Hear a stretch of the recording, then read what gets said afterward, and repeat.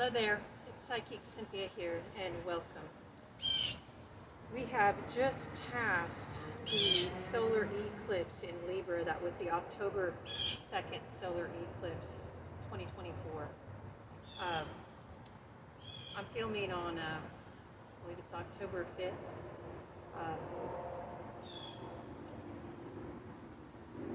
Yes, lots of energies right now. We had the eclipse back in September, the lunar eclipse a couple of weeks before the solar, and that one was in Pisces, and just lots of energies and emotions flowing through.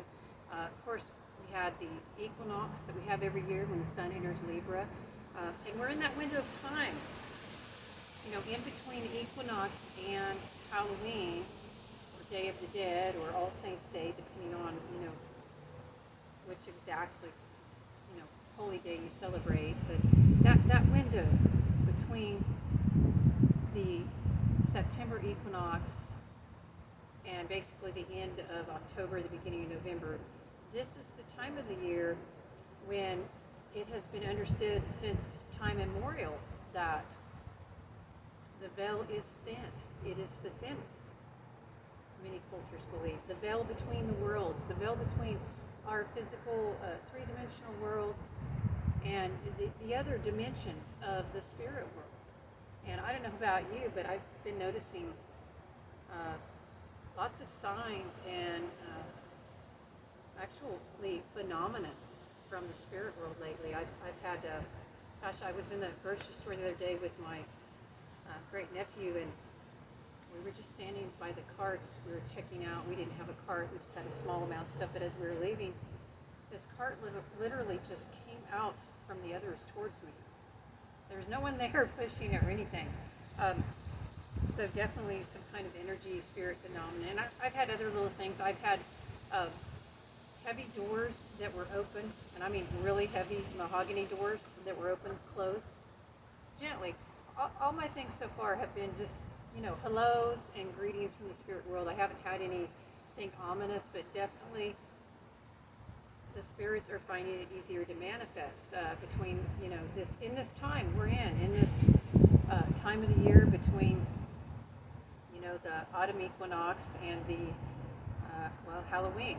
At least here in the northern hemisphere. I don't live in the southern hemisphere, and it might be different. And one of the reasons I say that is because I do believe there is most likely a scientific understanding of why this is. Well, even if there isn't, but it kind of plays in, it reveals, like, if you look at the Earth's magnetism at this time of year, in the northern hemisphere at least, it's quite a bit weaker. I think it might even be at the weakest, the electromagnetic field, right around the time of that September equinox. So I think that explains partially why the veil is always so thin, because anybody who's done any kind of work in the spirit realm, making connections and communicating, you know that weather, for example, the barometric pressure affects our ability to really sense the spirits, and even more importantly, it affects the ability of spirits to make contact. So, and that's just because these forces all interact. So, yes, there's a lot happening right now in the cosmos. Now, on top of all that I've mentioned, the two eclipses and the equinox, and being, just in that time of the year when the veil is thin, right now when I'm filming around, October 5th, I'll probably upload around October 6th, we are getting hit on this planet with some intense solar flares, some of the most intense in a long time, these solar storms, and that's also opening consciousness and bringing up issues. So, there's a lot that can be said right now, but I think, one thing to be aware of is, it just depends on where you're at on your journey, but you may not be feeling very grounded right now. I don't know about you, but I've actually felt ungrounded the last few days, and that's unusual for me. I have a lot of earth in my charts, and as you have probably noticed from watching my videos, I'm outside a lot, and that helps me to stay grounded. But maybe because I haven't been outside as much as usual, I just think it's the energies, the influx of energies. I've been feeling very ungrounded. And that, again, that's unusual for me. I don't get that very much anymore. I used to when I was younger, but I really have worked on it. So today I was making tea. That's something that grounds me. I know that might sound strange, but just the act of making tea. I made a pot of green tea for later, and I made a small cup of black tea, and I also made this giant pot of medicinal root herbal tea. Like a liver cleanse, sort of a detox. It's not really so much that I feel that I need a detox, but I think liver strengthening in times of intense energy is important. And, go back to the roots. The root teas are really good for grounding. So if you can drink them, I know some people can't drink certain things, right? Some people can't do dandelion root. Not very many, but there's probably some. But my point is that, especially if you're not very grounded, you might be getting ungrounded right now with all these energies and the bell being thin, and that can lead to certain kinds of emotional states and expressions, like enhanced and increased anxiety, for example. If you have anxiety, or just feeling scattered or overwhelmed or kind of lost, like you're floating,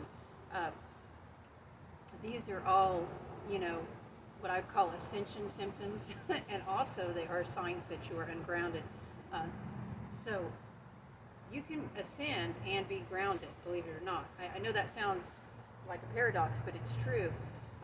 In fact, it helps you to really ascend well if you are grounded. So yes, if you're feeling any of those things I mentioned, the increased anxiety, the overwhelm,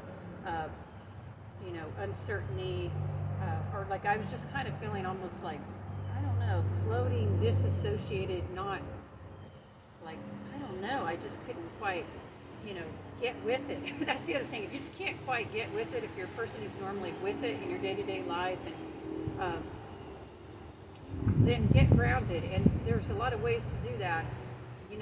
Seriously, getting outside is probably the easiest way. Now, I know that doesn't work for 100% of people, because unfortunately we are living so away from our true nature that in modern society, that some people are actually terrified of all nature. And that's sad, actually, that this has happened. So if you're scared of nature, if you are in that boat, maybe, I still think, try to dip your toe in it, okay? Maybe get a house plan, or, go out in a place where you can feel safe. But there is no substitute for fresh air. There is no substitute for the wind on your skin, for the sunlight, for the moonlight, for the exchange of oxygen with the plants and the trees. There's just no substitute. Or the experience of being by the ocean, or in the ocean, or in the forest, in the desert, even in a park, okay? By your favorite tree. There are nutrients, and I'm using that word in a different way, spiritual nutrients, okay? Elements, components that are needed by the human being. And, the more we're pushed more and more inside, away from that, the more ill we become on many levels. And the more anxious we become. And then people who didn't used to have anxiety start to have anxiety. And people who didn't used to be ill start to have ill, because they have no contact with basic, electromagnetic nutrients, as I'm calling them here, and etheric nutrients, which would be like sunlight and, fresh air and plants, or ocean, sand, dirt. Dirt is its own form of nutrients. Stone. Yeah. No, it's not to say that we have to go just live outside in the ground, but yeah, this can help you to get grounded. And inside, like going about your life, or inside or outside, think about what are those routines or things that you do. I would call it like small joys that you have. Hopefully you have something built into your life, a routine, something that grounds you, it earths you, it brings you pleasure, or at least just a sense of being connected to your life in a positive way. Maybe it gives you a sense of I don't know if I want to say control, but, just a sense of your own power, you know. Maybe it gives you the feeling that, it's something you can do that you feel like you're making a difference or you're doing something positive. And like for me, I mentioned making tea earlier. That's just a little thing that feels that way for me. And then, of course, it should go without saying, but I know I need to say it. Meditate. Meditate. And that's kind of maybe, on the other end of the spectrum to grounding, although you can do grounding meditations. I personally find the best way to ground is just to get out in nature or, to eat a nice meal, to connect with people you love, with the routines that bring you joy, that, help you to feel smooth inside, to help you to feel, again, that you have that sense of empowerment, I guess. Do what brings you joy, love, appreciate your body, dance, sing, all those kinds of things. Now, if dancing and singing doesn't bring you joy, don't do that, okay? But you get what I'm saying here. So I think that, yes, you can meditate to ground. You can visualize that you are a tree or those kinds of things, but maybe even more powerful is to go out and sit by a tree or touch a tree. Okay. If the tree is not available, then you visualize. You meditate on that. And in terms of sound, I will say one of the most soothing and grounding and centering things you can do is to play a drum, especially a frame drum, such as a Native American style, but these kinds of drums are found all around the world, so it's not just one continent. That grounding heartbeat sound, or just a grounding sound, that doom, doom, doom, doom, that can be very grounding. To play one of those drums if you have it, or if you don't, of course there are recordings. There's so many drumming recordings, at least when I'm filming this on YouTube or just all over the internet, or maybe you have some of your own recordings. So yes, the heartbeat sound, and especially the low sound of the frame drum, can be very, it can put you back if you feel fragmented. It can bring the fragments back together. Because I think sometimes when we're feeling ungrounded with these energies, like these, especially these intense solar storms and the eclipse, thinning of the veil, all of it together, I think what's happening is we're becoming somewhat aware, or we're sensing there are parts of ourselves that have gone out, or parts of our power, they've gone out, they're left somewhere else. And we need to call those back home. To me, that's what grounding really is. It's not just connecting with the earth. I used to think that's what it was a long time ago. Now I understand grounding is calling yourself home, to your power, to you. And yes, the frame drum is one way you can do that, listening to that. But you have your routines, for calling yourself home, and maybe one of those is a certain kind of meditation. Now, I do recommend meditation during these times that we're in right now, when the veil is really thin. And I don't recommend that necessarily for grounding. I recommend it for reaching up, for taking flight, for getting a higher perspective. So you want to call yourself home. You want to be grounded. You want to be in your power. In other words, in your empowerment. Because you are powerful. You're not just like a little ant, that doesn't make a difference. And by the way, ants can make a big difference. And if you don't think that's the case, well, if your house ever gets overrun by them, you'll understand. Yeah. So, yes, you come back to your power, but from there, you want to expand your consciousness. That is the awakening further. That is the ascending. And it's really important right now, because there are a lot of issues coming up, a lot of energies, there's a lot of cleansing, okay? And it could be uncomfortable. So it's really important to seek the higher perspective, to take flight. Yes, you need to be grounded, and that prepares you for taking off, taking flight. I'm talking about in your spirit, in your mind, in your heart, and your soul, in your consciousness, getting the cosmic perspective. Wow, somebody's riding by a motorcycle or dirt bike. It sounds like they're taking flight. Okay. You don't have to actually get on a piece of electronic equipment to do this. Although, I guess for some people going up in a plane, yes, it does give you a physically higher perspective. But this is about reaching up and beyond to see your life from a higher perspective, to see the world. Because, I think right now, if you just look at the world and what's happening from, the Earth vantage point, it would be very easy to get depressed. I mean, especially if you watch a lot of news, and I don't watch any news, actually. But, even I get news notifications on my phone, and, they're there. Whatever narratives, the powers of fear want us to focus on. And we are fed a continual junk food diet of fear and sensationalism.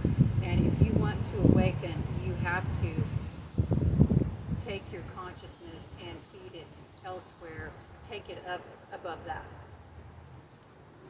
I really want you to think about what I just said. I mean, you literally cannot advance, grow, evolve. You're going to stay stuck right where you're at if you keep feeding yourself a mental diet of fear, especially letting these narratives that are always coming in all around us, it's not that things aren't happening in the world that aren't concerning, but you don't need to be dwelling on them all the time. That doesn't do anything good for you or the people affected. Action helps, taking positive action.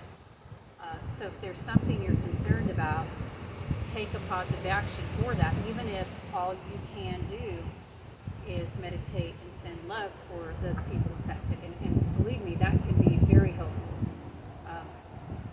And one thing I like to do sometimes, if I hear about a disaster or, something terrible happening in the world somewhere far away, somewhere where I know I can't really make a difference physically,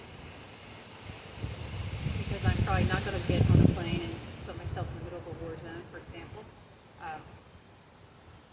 Well, you can send love and light not only to the people who are directly affected, but also to the people who are going to be able to help, to the people who are going to be getting on the plane, or the political powers, or whoever is making the difference, to turn it around, because they need buffered up too. They need help from us. So on a spiritual level, energetically. So that's something you can do. If you're worried about things, and I know some of you watching are worried about things. You're letting your mind, go a lot on it. And yeah, I get it. If you only look at it from the 3D perspective, things are going to be pretty dim. That's why you've got to jump up a few frequencies, or jump up in your consciousness, and meditation helps you to do that. It helps you to unplug from the fear machine, as I would call it, or some people just call it the matrix. Whatever word you want to use, you get what I'm saying here. So yeah, we need to engage with higher energies, and this doesn't mean that you deny your feelings. In fact, there's going to be a lot of feelings coming up. Okay, you have to do the shadow work right now, and you might be facing regrets. You might be looking back and wishing you'd done things differently, because that's the nature of the eclipses, to bring up the past. You might be looking at the past, and you might have realize you're still carrying resentments or anger about certain things in the past. And that's okay. Let yourself feel that. If you're feeling disappointment or sadness, what I'm talking about here is not what you are feeling internally, what is part of your own, valid reality. It's about unplugging from the external fear machine, what people would put into your brain. I don't know, for whatever reason, this three-dimensional reality has for a long time. It's really gets its kicks off fear and sensationalism, and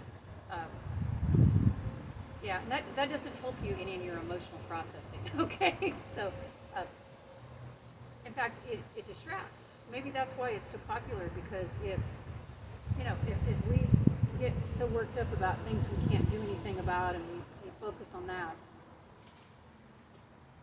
or we get worked up about politics or whatever it is, and we get in arguments about that, and then you don't have to look at your life then, right? You don't have to deal with your emotions and what you need to let go of. Well, except for you do if you're on the spiritual path. You absolutely are going to have to deal with that. And right now, it's almost like you can't not deal with that, or at least see it, because it's coming up. It's just like, it's like the solar flares ejecting from the sun. These things are going to eject up whatever you haven't processed and dealt with. And that, by the way, is sometimes why you might need more sleep around this time. Or conversely, some people will not be able to sleep because that's your body's. Sometimes your body puts you to sleep so that you can work through these things like on a subconscious level. But sometimes you really need to do it on a more conscious level, and then that's why you can't sleep, because your body's trying to give you some more time to work through it. Whatever it is, okay? I don't know what it is for you. I think, in a sense, what I've been told is that from the higher realms, a lot of it just has to do with being willing to let go of the past stories right now, the past identities, just the past, and your identification with who you used to be or who you wanted to be, how things were, how things used to be. I know some people really enjoy reminiscing, they're very sentimental, and that can bring joy, but it can also be a hindrance right now. So we can bless the past. We can even bless, what we've learned from the past if we don't like it, and that may be another thing. It could just simply be you're still stewing on the past. But yeah, to move forward, you have to let go of some of the baggage. Again, if you don't do that, you'll be stuck. So yes, meditate, and whatever works well for you. I have certain meditations that I like to do that work well, but it shifts around. It changes. Have you noticed? I think for me at least, I tune into the guides and I see different things and visualize different forms of light and color, and that is very helpful for me. But the colors change a lot. Sometimes I go on journeys to other places, other realms. I won't talk a lot about that because I don't want to put ideas into your mind about where you need to be. Maybe I will in another video, but for today I just want you to be open to that. Like maybe there's realms you need to visit that are unique to you or part of your experience. And it may be about you going back home on the psychic plane to see your true self again. Because so much of what our modern society has become, at least in the industrial world, in the tech world, we are maybe not seeing ourselves how we really are. It's very disempowering. It's like we're being told to see ourselves as not enough, not good enough, not having enough power. We need to gain something, we need to do something, have value. We've got to buy the right clothes or have the right gadget or, I don't know, root for the right team or vote for the right person or whatever. And what if you are sacred and powerful how you are? What if you are good enough already? Probably none of that stuff. You can do all of that stuff. It's not going to make you any better. That's not the goal of it. That's not why it's pushed on you. Okay, so this is about, in meditation, some people think of it as escape. I do not think of it that way at all. I think of it as going back home to the spiritual source, to the spiritual truth. It is reconnecting back with your inner truth. Even if all your meditation is to simply sit still and breathe and relax your body, that is enough. And maybe you might tune into who you feel and sense around you, who is with you, who is helping you. Because you do have so many spiritual helpers and healers around you. They're waiting for you to give permission. These are your brothers and sisters. You don't have to worship them, okay? They are your allies. They don't need you to grovel them. I mean, I think appreciation is always good in any relationship, but understanding that they are brothers and sisters, that you may have been a spirit guide to them in another lifetime or another dimension. That's how wonderful you are, actually, inside the power that you have. All right, well, we are in times of transition and transformation, so just keep focusing on getting grounded, coming back into your power, calling the parts of yourself home,